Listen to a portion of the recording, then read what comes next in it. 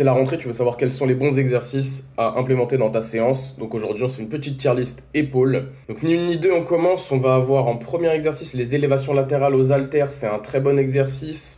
Malheureusement, le profil de résistance fait que en étirement maximum, il n'y a plus aucune résistance. Donc ça rejoint le haut du B-tiers. Maintenant, les élévations frontales aux haltères, on va avoir un petit peu le même problème que sur les élévations latérales, puisque en position d'étirement, on n'a aucune résistance. J'aime pas du tout cet exercice. Je trouve qu'il n'a pas d'intérêt. Pour moi, ça rejoint le bas du C-tiers. L'oiseau aux haltères maintenant pour travailler le faisceau postérieur de l'épaule, c'est pas un mauvais exercice, au contraire, il est pratique, facile d'accès. Je dirais qu'il rejoint le bas du B tiers aussi. Le fameux développé militaire aux haltères, j'aurais tendance à le placer en A tiers.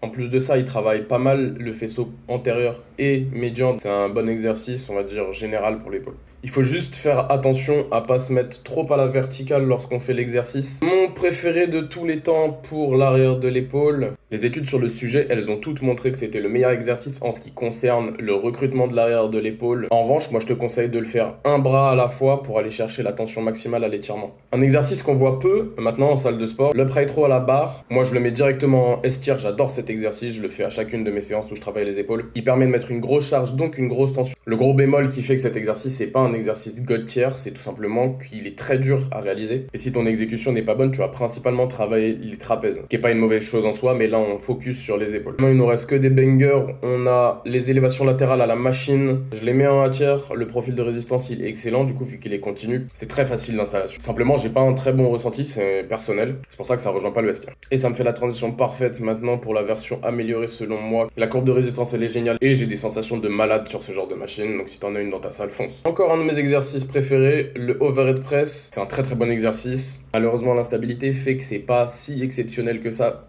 purement en ce qui concerne le développement des épaules, donc ça rejoint le B tier. Mais vu que c'est ma tier list et que je m'en fous, je fais ce que je veux, je vais la mettre en A tier.